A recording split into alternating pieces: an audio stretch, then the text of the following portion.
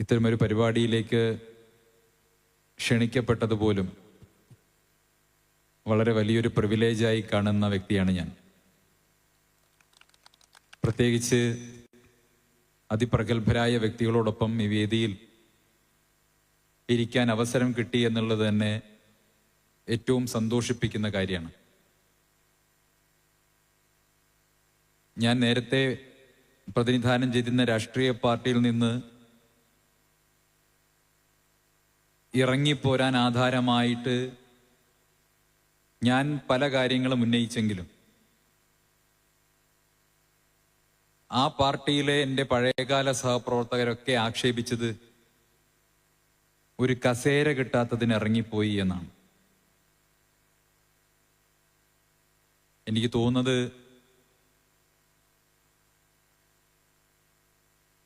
വർഷങ്ങൾക്ക് മുൻപായിരുന്നെങ്കിൽ, വർഷങ്ങൾക്ക് മുൻപെന്ന് പറയുമ്പോൾ ഒരു നൂറ്റാണ്ടിനോ അതിലും കുറച്ച് മുൻപായിരുന്നെങ്കിൽ 1893 ഒരു ജൂൺ മാസം 7-ാം തീയതി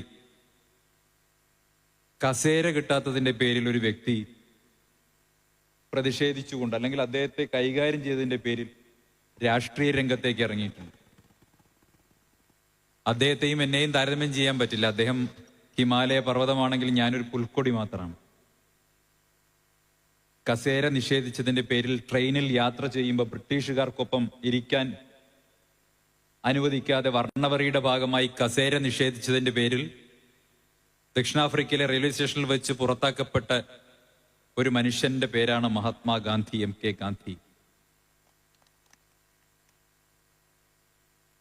ആ കസേര നിഷേധിക്കപ്പെട്ട സംഭവമാണ് ഗാന്ധിയെ മഹാത്മാഗാന്ധിയാക്കുന്നത്, അദ്ദേഹത്തെ ട്രിഗർ ചെയ്യുന്നത്.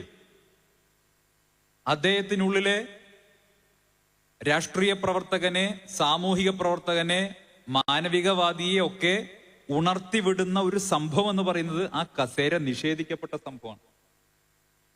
ആ കസേരയ്ക്ക് പകരം അദ്ദേഹത്തിന് മറ്റൊരു സ്ഥലത്ത് പോയി ഇരിക്കാൻ വേണമെങ്കിൽ ഒരു ബുദ്ധിമുട്ടും ഉണ്ടാവുമായിരുന്നില്ല.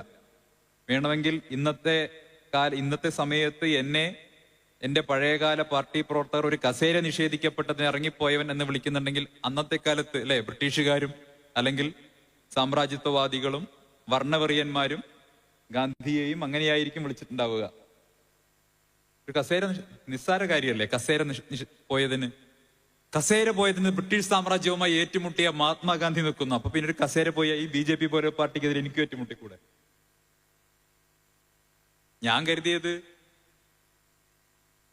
ആദ്യമൊക്കെ കരുതിയത് വ്യക്തിപരമായിട്ടുള്ള ദേഷ്യവും വിദ്വേഷവും ഉണ്ടാവും, അങ്ങനെയായിരിക്കും നമ്മളോടുള്ള എതിർപ്പ് എന്നാണ് ഞാൻ പ്രതീക്ഷിച്ചത്.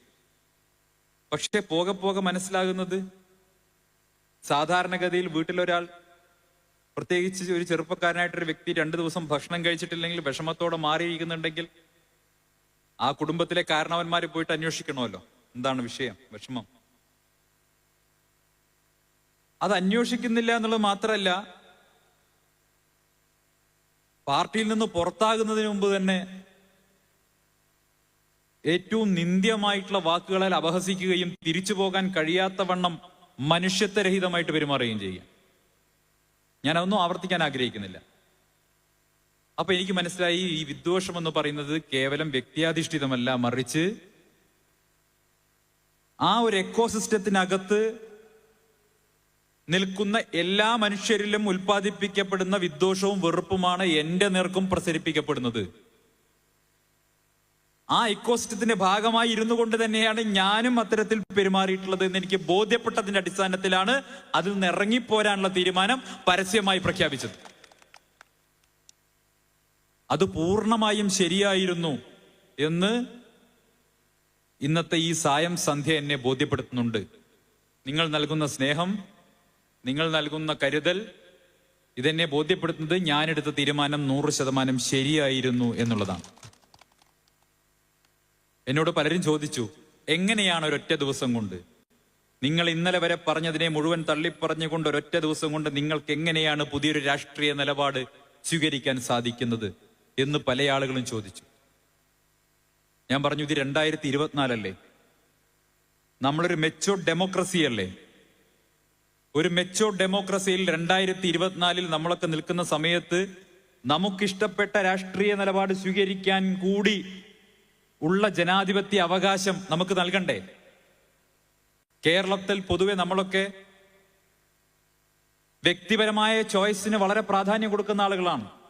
ഇഷ്ടമുള്ള ഭക്ഷണം കഴിക്കാൻ, ഇഷ്ടമുള്ള വസ്ത്രം ധരിക്കാൻ, ഇഷ്ടമുള്ള ഭാഷ പറയാൻ ഉള്ള വ്യക്തിപരമായ സ്വാതന്ത്ര്യത്തിന് വേണ്ടി പോരാടുന്ന പുരോഗമന സമൂഹം എന്ന് വിളിക്കപ്പെടുന്ന കേരളത്തിൽ പക്ഷെ ഇഷ്ടപ്പെട്ട പ്രത്യയശാസ്ത്രം സ്വീകരിക്കുമ്പോൾ മാത്രം അവനെ ജീവിക്കാൻ സമ്മതിക്കില്ല എന്ന തീരുമാനം. മറ്റ് രാഷ്ട്രീയ പാർട്ടിയാണെങ്കിൽ വധിക്കാൻ വേണ്ടി മാഷാ അല്ലാഹ് സ്റ്റിക്കർ ഒട്ടിച്ച ഇന്നോവ വിടുമെങ്കിൽ ഇവിടെ എനിക്ക് നേരെ സൈബർ ഇന്നോവയാണ് വിട്ടത്. എന്നെയും എന്റെ കുടുംബത്തിനെയും ഇനി ഇതിലും ഭേദം കൊടിസുനിയെയും കിർമാണിയൊക്കെ വിടുകയായിരുന്നു. ഇനി ഞാൻ മാത്രം അനുഭവിച്ചാൽ മതിയല്ലോ. ഇതിപ്പോ എന്റെ 84 വയസ്സുള്ള അച്ഛനും എന്റെ ഭാര്യയും എന്റെ കുട്ടിയും ഒക്കെ അനുഭവിച്ചുകൊണ്ടിരിക്കുകയാണ്. ഞാൻ അതിലേക്ക് കിടക്കുന്ന വ്യക്തിപരമായിട്ടുള്ള വിഷമങ്ങൾ അതവിടെ നിൽക്കട്ടെ. അതിലപ്പുറം ഞാൻ അനുഭവിക്കുന്ന വലിയ സമാധാനവും സന്തോഷവും ഇപ്പുറത്തുണ്ട് എന്ന് പറയുകയാണ്. ഞാൻ പറഞ്ഞു വരുന്നത്, പല ആളുകളും ചോദിച്ചു, എങ്ങനെയാണ് നിങ്ങൾ ഇത്രയും കാലം പറഞ്ഞിരുന്ന കാര്യങ്ങളിൽ നിന്ന് വ്യത്യസ്തമായിട്ട് അങ്ങനെ പറയാൻ സാധിക്കും? ഞാൻ അവരോട് പറഞ്ഞു, നിങ്ങൾ ഏത് പ്രതലത്തിൽ നിന്നുകൊണ്ടാണോ ഒരു കാഴ്ച കാണുന്നത്, നിങ്ങൾ ഏതൊരു പ്രതലത്തിൽ നിന്നാണോ ഒരു കാഴ്ചയെ കാണുന്നത്, നിങ്ങളുടെ ദൃഷ്ടിയിൽ പതിയുന്നത് ആ കോണിലുള്ള കാഴ്ച മാത്രമായിരിക്കും. അതല്ലെങ്കിൽ നിങ്ങൾക്ക് എപ്പോഴും ദൃഷ്ടിഗോചരമായിരിക്കുന്നത് അതായിരിക്കും നിങ്ങളുടെ സത്യം. പക്ഷെ എന്നു മുതൽ നിങ്ങൾ വ്യത്യസ്തമായ പ്രതലത്തിൽ നിന്നുകൂടി അതേ കാഴ്ചയെ സമീപിക്കുന്നുവോ അന്ന് നിങ്ങൾക്ക് മനസ്സിലാകും, ഒരുപക്ഷെ നിങ്ങൾ നേരത്തെ കണ്ടത് മാത്രമല്ല മറ്റു പല കാര്യങ്ങൾ കൂടി നിങ്ങൾക്ക് നേരത്തെ കാഴ്ചയിലുണ്ട് എന്ന് നിങ്ങൾക്ക് ബോധ്യപ്പെടും.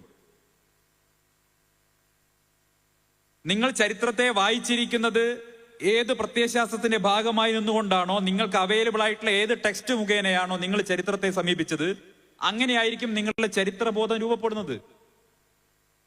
ഞാൻ സംഘപരിവാറിന്റെ ഭാഗമായി നിൽക്കുന്ന സമയത്ത്, BJPയുടെ ഭാഗമായി നിൽക്കുന്ന സമയത്ത് എനിക്ക് അവൈലബിൾ ആയിട്ടുള്ള, അതല്ലെങ്കിൽ എന്റെ മസ്തിഷ്കത്തിൽ രേഖപ്പെടുത്തപ്പെട്ടിട്ടുള്ള എനിക്ക് താല്പര്യമുള്ള ഗ്രന്ഥങ്ങളും എനിക്ക് താല്പര്യമുള്ള ചരിത്രവും മാത്രം വായിക്കുമ്പോൾ ഞാൻ ശത്രുപക്ഷത്ത് പ്രതിഷ്ഠിക്കാൻ ആഗ്രഹിക്കുന്നവർക്കെതിരെ വെറുപ്പ് ഉൽപ്പാദിപ്പിക്കുന്ന ടെക്സ്റ്റുകൾ മാത്രമായിരിക്കും എന്റെ മുൻപിൽ വരിക.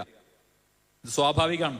ഒരു കമ്മ്യൂണിസ്റ്റുകാരന്റെ മുൻപിൽ അവൻ എപ്പോഴും വായിക്കാൻ ആഗ്രഹിക്കുന്നത്, അതല്ലെങ്കിൽ അവന്റെ തലച്ചോറിൽ എപ്പോഴും അവൻ വായിക്കാൻ ഇഷ്ടപ്പെടുന്നത്, അവൻ ഇഷ്ടപ്പെടുന്ന പ്രത്യയശാസ്ത്രത്തെ, അവൻ നിലനിൽക്കുന്ന പ്രത്യയശാസ്ത്രത്തെ പുകഴ്ത്തുന്നതും ഇതര ആശയങ്ങളെ ഇകഴ്ത്തി കാണിക്കുന്നതുമായിട്ടുള്ള ടെക്സ്റ്റുകൾ വായിക്കാനായിരിക്കും ആഗ്രഹിക്കുക. അവിടെയാണ് വിശാലമായ വായനയുടെ ആവശ്യമുള്ളത്. നമ്മൾ ഏകപക്ഷീയമായിട്ടുള്ള കാഴ്ചകൾ കാണാതെ, ഏകപക്ഷീയമായിട്ടുള്ള വായനകൾ വായിക്കാതെ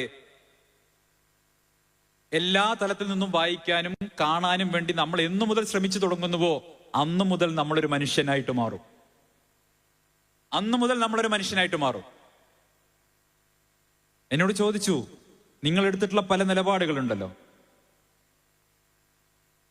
പല നിലപാടുകളുണ്ടോ? 1921 ഉൾപ്പെടെയുള്ള വിഷയങ്ങളിൽ നിങ്ങൾ എടുത്തിട്ടുള്ള നിലപാടുകളുണ്ടല്ലോ, നിങ്ങൾക്കത് തിരുത്തി പറയാൻ സാധിക്കുമോ എന്ന് ചോദിച്ചു. ഞാൻ പറഞ്ഞു,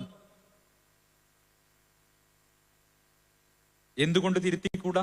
തിരുത്തേണ്ടതുണ്ടെങ്കിൽ തിരുത്തും. ചരിത്രത്തിൽ ശരികളും തെറ്റുകളും ഉണ്ടായിട്ടുണ്ട്. ചരിത്രത്തിൽ പല ശരികളും തെറ്റുകളും ഒക്കെ ഉണ്ടായിട്ടുണ്ട്. ആ ചരിത്രത്തിലെ ശരികളുടെയും തെറ്റുകളുടെയും അടിസ്ഥാനത്തിലല്ല ഇന്നത്തെ കാലത്ത് നിങ്ങളുടെ രാഷ്ട്രീയ ബോധം ഉണ്ടാക്കേണ്ടത്.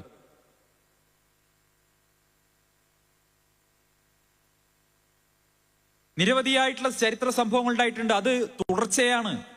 നമുക്ക് ഏതെങ്കിലും ഒരു പ്രത്യേക ഭാഗം മാത്രം എടുത്തുകൊണ്ട് അതിന്റെ അടിസ്ഥാനത്തിൽ നിങ്ങൾക്കൊരു ഒരു ബോധം രൂപപ്പെടുത്തിക്കൊണ്ട് അതിന്റെ അടിസ്ഥാനത്തിൽ നിലപാടുകൾ എടുത്തുകൂടാ.